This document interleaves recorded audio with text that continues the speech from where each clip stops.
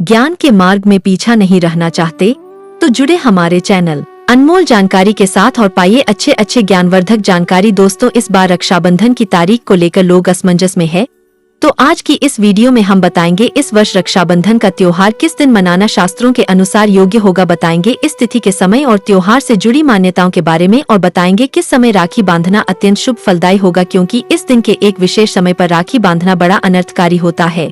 इससे आपके रिश्ते में दरार पड़ सकती है, भाई बहन पर भयानक विपदाएं आ सकती है, परिवार में किसी भी प्रकार की कोई घटना या दुर्घटना घटित हो सकती है। ऐसा भाई बहन की तो क्या खुद की रक्षा भी नहीं कर पाता है, वह इसे घोर संकट में फंस सकता है। तो दोस्तों, आज का यह वीडियो बहुत ही महत्वपूर्ण जानकारी देने वाला है, 100% दवा है। आप इनमें से कई बातें नहीं जानते होंगे, तो हम देंगे राखी बांधने की सही विधि, कौन सी चीजें भाई बहन को म्यूट ना दे, और बताएंगे कि इन लोगों को रक्षाबंधन के दिन राखी बांधने की मनाही होती है। तो विस्तृत जानकारी पाने के लिए वीडियो को आखिर तक जरूर देखें। दोस्तों, हमारा देश रीति रिवाज, त्योहारों और उत्सवों का जीता जागता स्वरूप है, और सावन का तो हर दिन नाचता गाता सा अनुभव होता है, हर दिन एक खुशी लेकर आता है। अब रक्षाबंधन का त्योहार आ रहा है। यह त्योहार भाई बहन के पवित्र प्रेम का प्रतीक है। इस दिन बहनें अपने भाइयों की कलाई पर राखी बांधती है। भाई और बहन एक दूसरे को मिठाई खिलाते हैं और सुख दुख में एक दूसरे के साथ रहने का वचन देते हैं। बहनें अपने भाई की लंबी आयु की कामना करती है। दोस्तों, रक्षाबंधन, जिसे आमतौर पर राखी के नाम से जाना जाता है, और इसे हिंदू महीने श्रावण की पूर्णिमा के दिन मनाया जाता है। इस साल 2024 में रक्षाबंधन हिंदू पंचांग के अनुसार इस साल रक्षाबंधन दिन सोमवार 19 अगस्त को पड़ेगा। राखी समारोह करने के लिए सही समय पूर्णिमा तिथि पर निर्भर करता है। दोस्तों, इस बार राखी बांधने का सही समय 2024 में हिंदू पंचांग के अनुसार राखी बांधने का शुभ मुहूर्त 19 अगस्त दोपहर 1:30 से लेकर रात 9:07 तक रहेगा। कुल मिलाकर राखी बांधने का शुभ मुहूर्त 07:37 तक का होगा। इस त्योहार का महत्व, दोस्तों, रक्षा का मतलब सुरक्षा और बंधन का मतलब बाध्य होता है। राखी का त्योहार कब शुरू हुआ यह कोई नहीं जानता, लेकिन भविष्य पुराण में वर्णित है कि देव और दानवों में जब युद्ध शुरू हुआ और जब दानव हावी होते नजर आने लगे, तब भगवान इंद्र घबराकर बृहस्पति के पास चले गए। वहां बैठी इंद्र की पत्नी इंद्राणी सब सुन रही थी। उन्होंने रेशम का धागा मंत्रों की शक्ति से पवित्र करके उनके हाथ पर बांध दिया। संयोग से वह श्रावण पूर्णिमा का दिन था। सबका दृढ़ विश्वास हुआ कि इंद्र उस लड़ाई में उसी धागे की मंत्र शक्ति से विजय हुए थे। उसी दिन से श्रावण पूर्णिमा के दिन यह धागा बांधने की प्रथा चली आ रही है। यह धागा धन शक्ति, हर और विजय देने में पूरी तरह समर्थ जाता है। श्रावणी पूर्णिमा को नारियल पूर्णिमा के नाम से भी जाना जाता है, और कई क्षेत्रों में इस दिन समुद्र देवता की पूजा की जाती है। इस दिन जो यज्ञोपवीत या जनेऊ धारण करते हैं, ऐसे ब्राह्मण, क्षत्रिय, वैश्य आदि जो जनेऊ धारण करते हैं, वह पूरे वर्ष जाने अनजाने में हुए पाप कर्मों का प्रायश्चित के लिए श्रावणी का कर्म भी संपन्न करते हैं। इस दिन सप्तऋषि का पूजन होता है। नूतन जनेऊ धारण का कार्यक्रम संपन्न किया जाता है। इस पूर्णिमा तिथि के दौरान ही रक्षाबंधन का कार्य संपन्न किया जाता है, लेकिन इस दिन का पूरा समय इस कार्य के लिए शुभ नहीं होता। शास्त्रों में बताया गया है कि भद्रा में कई कार्यों को निषेध माना गया है, जैसे मुंडन संस्कार, गुहाराम, विवाह संस्कार, गृह प्रवेश, रक्षाबंधन, शुभ यात्रा, नया व्यवसाय आरंभ करना और सभी प्रकार के मंगल कार्य भद्रा में वर्जित माने गए हैं। इसलिए भद्रा काल के दौरान किसी भी बहन को अपने भाई की कलाई पर राखी नहीं बांधना चाहिए, क्योंकि भद्रा काल में राखी बांधना अत्यंत अशुभकारी माना जाता है। इससे भाई या बहन के जीवन पर कोई संकट आ सकता है, कोई विपत्ति आ सकती है। ज्योतिषियों की गणना के माने तो रक्षाबंधन पर इस साल भद्रा का साया बना रहेगा। इसका असर इस तिथि पर सुबह 6:05 से लेकर दोपहर 1:32 तक रहेगा।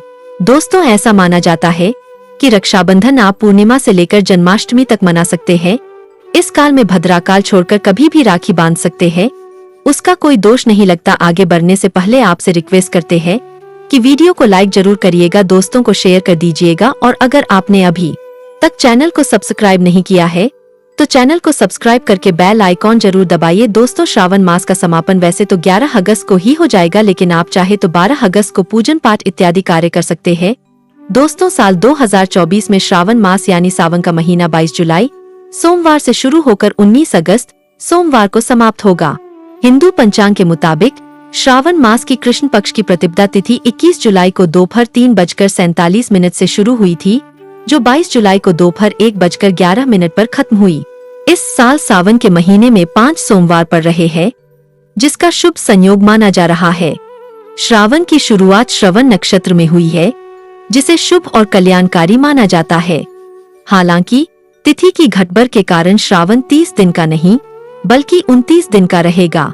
दोस्तों, भाई के लिए भोजन मिष्ठान तैयार करें और फिर देर दोपहर 2 बजे तक भद्रा काल की समाप्ति पर घर में एक चौकी स्थापित करें, यानी एक पाटा ऐसा रखें कि भाई का मुंह पूर्व अथवा पश्चिम दिशा की तरफ हो, यानी भाई बहन के मुंह पूर्व और पश्चिम की तरफ हो। ध्यान रखें, राखी बांधते समय बहनें सिर पर पल्लू और भाई का सिर के ऊपर टोपी लगा हुआ होना चाहिए। उन पुराने जमाने में भाई जब राखी बंधवाते थे तब सर के ऊपर टोपी धारण करते थे। अब टोपी ना हो तो आप सर के ऊपर रुमाल रख सकते हैं, कुछ नहीं तो अपना हाथ भी सर के ऊपर रख सकते हैं। लेकिन खुले सर से ना तो राखी बंधवानी है ना ही राखी बांधी है। राखी बांधने के लिए बहन एक थाली तैयार करे, थाली में राखी के साथ रोली, कुंकू, हल्दी, पीला चंदन, केसर आदि रखें। चावल रखें, चावल टूटे खंडित बिल्कुल नहीं होने चाहिए। एक पानी वाला नारियल रखें, थाली में देसी घी का दीपक रखें, गोलबत्ती वाला दीपक आपको रखना है। साथ ही कुछ मिष्ठान और जल का लोटा रखें। सबसे पहले भाई के मस्तक पर बहन अंगूठे से तिलक लगाएं। अगर बहन छोटी है और भाई बड़ा है तो वह अनामिका उंगली से भी अपने भाई को तिलक लगा सकती है। रोली में हल्दी, चंदन और केसर मिलाकर उसका तिलक भाई को लगाना है। फिर तिलक पर अक्षत लगाए तो फिर भाई के हाथ में पानी वाला नारियल रखना है।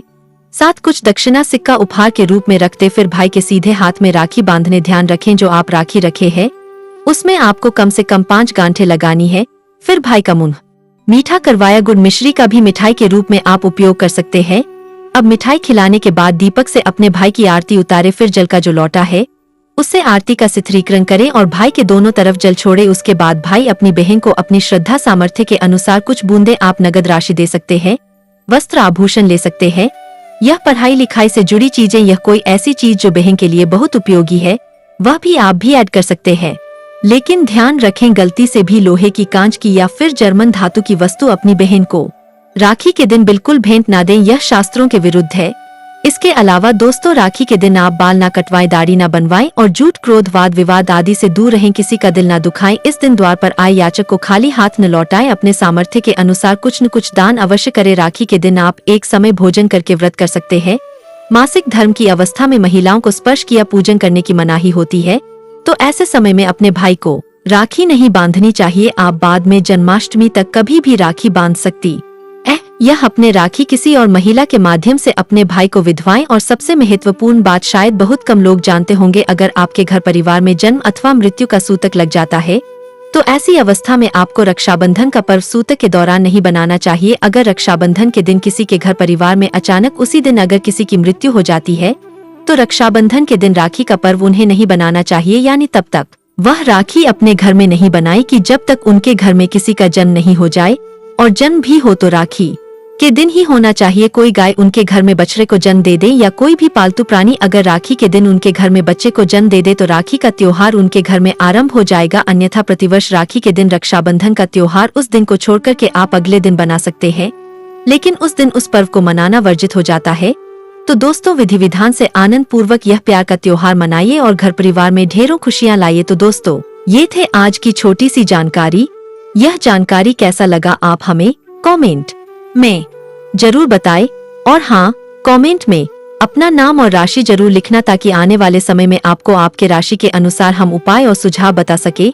वीडियो को आगे शेयर करना न भूले, आपके एक छोटे से प्रयास किसी की जीवन में खुशहाली ला सकता है। जय श्री राम, धन्यवाद।